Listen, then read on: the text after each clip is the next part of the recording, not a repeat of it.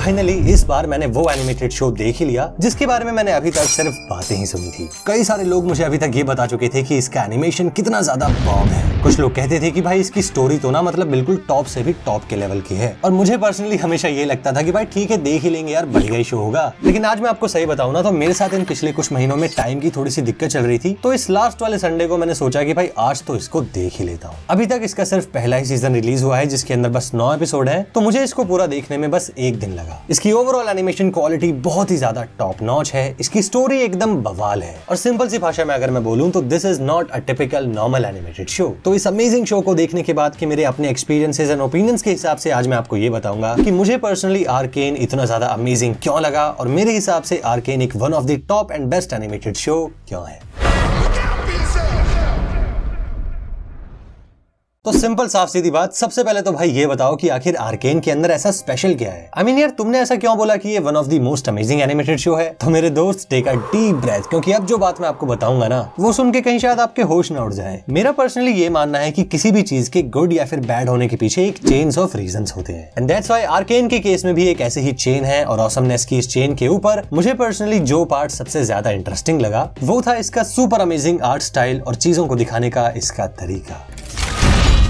I am sure कि अगर आप मेरे इस चैनल हिडन कैलिबर से थोड़े से भी फेमिलियर हो तो आपने अपनी लाइफ में कम से कम एक एनिमे तो देखा ही होगा। और अगर आप एक एनिमे व्यूअर हो जो कि इंटरनेट के ऊपर एनिमे से रिलेटेड चीजें देखता है, तो ऐसे में आपने अपनी लाइफ में कभी ना कभी ऐसा कुछ जरूर सुना होगा कि यार ये एनिमे तो बहुत औसम था लेकिन इसके अंदर ना CGI डाल के पूरी फील ही खत्म कर दी। As a part of the audience मैं ये बात जानता हूँ कि एक एनिमे व्यूअर के लिए उसके सबसे बड़े टर्न ऑफ पॉइंट्स में से बैड विजुअल सबसे मेन होते हैं। एक बार को एनिमे की स्टोरी भी देखी जाए लेकिन अगर उसके विजुअल अच्छे ना हो ना तो एक सर्टेन पॉइंट के बाद स्टोरी भी ज्यादा कुछ नहीं कर पाती। एनिमे सीन के अंदर ऐसे ऐसे एग्जांपल्स हैं जहां पे लेजेंडरी लेवल के शोज कई बार एक बैड CGI एलिमेंट की वजह से काफी ज्यादा बैकलैश उठाते हैं। जैसे कि for example attack on Titan का वो सीन जब कोलोसल टाइटन टोटल CGI था और सीन के अंदर बिल्कुल अलग ही दिख रहा था। हाँ यार, माना कि एनिमे के अंदर कई बार बैड CGI फील को बिगाड़ देते हैं, लेकिन वहीं पे कई बार ऐसे ऐसे एनिमे भी होते हैं जहाँ पे CGI की वजह से आर्ट एंड विजुअल्स का एक अलग ही लेवल अनलॉक हो जाता है। अब ये कोई किसी भी तरीके का कंपैरिजन नहीं है, क्योंकि मेरे इस चैनल की majority of the audience anime से फेमिलियर है, तो मैंने बस इसका एक एग्जांपल लिया है। और जो चीज इसके साथ मैं आपको समझाना चाहता हूँ वो ये है कि ट्रेडिशनल या फिर 2D एनिमेशन और CGI या फिर 3D एनिमेशन दोनों अपने आप में बहुत ही ज्यादा यूनिक और अपने आप में ही बहुत ही ज्यादा अमेजिंग है। लेकिन मेरे हिसाब से अगर इन दोनों को ढंग से कंबाइन किया जाए ना और सही तरीके से एफर्ट्स लगाकर इन दोनों के बीच में एक बैलेंस क्रिएट किया जाए तो CGI एंड ट्रेडिशनल एनिमेशन एक ऐसे वंडर को क्रिएट कर सकते हैं जो देखने वाले के बिल्कुल होश ही उड़ा दे। राइट गेम्स नाम की एक कंपनी ने आगे बढ़कर 6 साल का वक्त और लगभग $100 मिलियन लगाकर लीग ऑफ लेजेंड जैसे सुपर पॉपुलर वीडियो गेम के कैरेक्टर्स को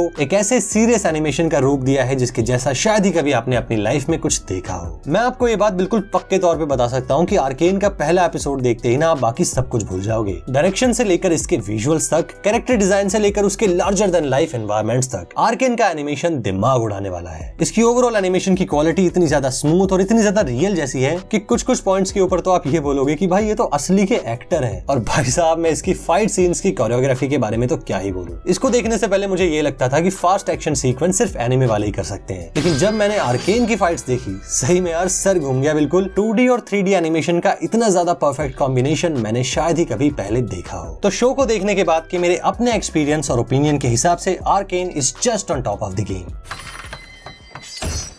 लेकिन बस विजुअल से ही काम थोड़ी बनता है दोस्त। जब तक कंटेंट के अंदर स्टोरी नहीं होगी ना, सारा काम, सारी मेहनत सब फेल है। एक तरीके से ये एक कार के पिस्टन की तरह है। जब तक कि हर एक स्क्रू, हर एक मैकेनिकल कंपोनेंट अपनी जगह पे नहीं होगा, गाड़ी फिर चाहे कितनी भी खूबसूरत या फिर कितनी भी दमदार क्यों ना दिखे, वो 1 सेकंड भी आगे नहीं बढ़ेगी। और आर्केन के केस में भी ना एनिमेशन और विजुअल्स तो आउट ऑफ द बॉक्स है ही, लेकिन इसकी स्टोरी भी कुछ कम नहीं है। अभी तक तो बस इसका पहला ही सीजन आया है और उसके अंदर भी 9 एपिसोड्स हैं, लेकिन सारे एपिसोड्स की टाइम ड्यूरेशन 40 मिनट से ऊपर की है। और उसके बाद भी मैं आपको बता दूं कि जब आप इसको देखने बैठोगे ना तो 1 सेकंड भी आपका मन ऐसा नहीं करेगा कि मैं इसको स्किप कर दूं। ना ही कोई फिजूल का फिलर और ना ही कोई अननेसेसरी एलिमेंट। स्टोरी बिल्कुल एक परफेक्ट फ्लो में चलती है जिसके अंदर emotions, bonding, betrayal, corruption, politics and poverty जैसे सीरियस टॉपिक्स को बड़े ही ढंग से दिखाया गया है। And that's why arcane is not at all a kids show. वैसे तो इसकी रेटिंग 14+ की है, लेकिन मैं आपको ये रिकमेंड करूंगा कि अगर आप इसको देखने के बारे में सोच रहे हो ना तो आप अपने दिमाग में 18+ लेवल के कंटेंट को ही लेकर चलना, क्योंकि again I am repeating my self कि आर्केन काफी ज्यादा सीरियस है। और सिंपल वर्ड्स में अगर मैं आपको बताऊं तो इसकी स्टोरी काफी ज्यादा इंटरेस्टिंग एंड ऑलमोस्ट परफेक्ट है। And I think that's why IMDb के ऊपर 1.5 लाख से ज्यादा वोट्स इसे 9.1 की रेटिंग देते हैं।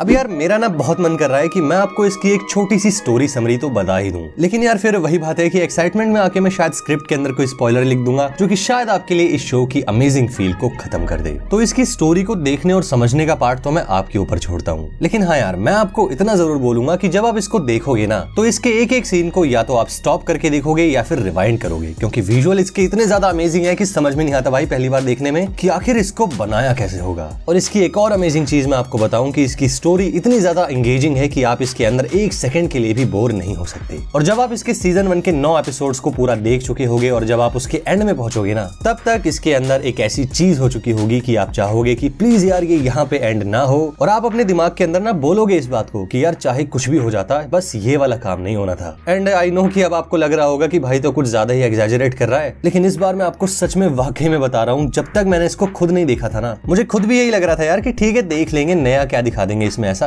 देख लेंगे जब टाइम मिलेगा। लेकिन जब मैंने फाइनली इसको देख लिया तो अब मैं आपको बता दूं कि मुझसे इसके सेकंड सीजन के लिए बिल्कुल वेट नहीं हो रहा, क्योंकि इसकी स्टोरी के अंदर चीज ही कुछ ऐसी हो गई है। जो लोग इसको देख चुके हैं वो जानते हैं कि मैं किसके बारे में बात कर रहा हूं। एंड क्योंकि मैं personally animation as a medium का एक बहुत ही बड़ा स्टूडेंट हूं, तो मेरे लिए तो ना एक एक सीन इसका एक आई ओपनिंग मोमेंट के जैसा था कि यार ऐसा भी एनिमेशन बन सकता है। तो आर्केन के ऊपर मेरे ओपिनियन तो बहुत ही ज्यादा स्ट्रॉन्ग हो चुके हैं, और वो ये है कि एनिमेशन एज अ मीडियम को इस तरीके से और भी एनिमेटेड कंटेंट की बहुत ही ज्यादा जरूरत है। और मेरे हिसाब से हर एक एनिमेशन व्यूअर, फिर चाहे वो एनिमे फैन हो या फिर चाइनीज एनिमेशन देखते हो या वो चाहे फिर वेस्टर्न एनिमेशन देखते हो, मैं बस आप सभी लोगों से एक ही बात बोलूंगा कि बस यार एक बार ही सही, लेकिन आर्केन की अमेजिंग एनिमेटेड दुनिया को आप एक बार जरूर विटनेस करना, क्योंकि पर्सनली मेरे इसके ऊपर बहुत ही स्ट्रॉन्ग बिलीव्स हैं कि एक एनिमेशन इंटरेस्टेड इंसान के लिए आर्केन एक बहुत ही अमेजिंग पेंटिंग के जैसा है।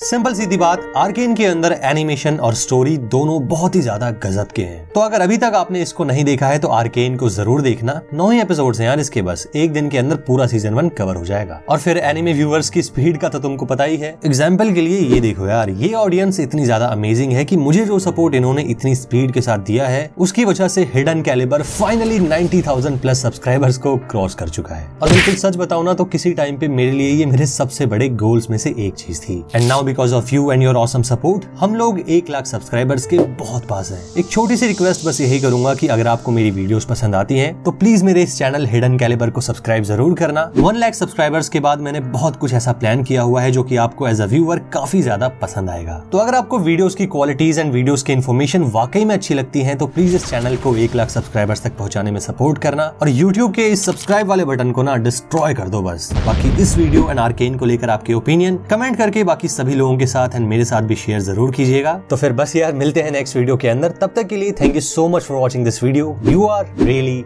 ऑसम।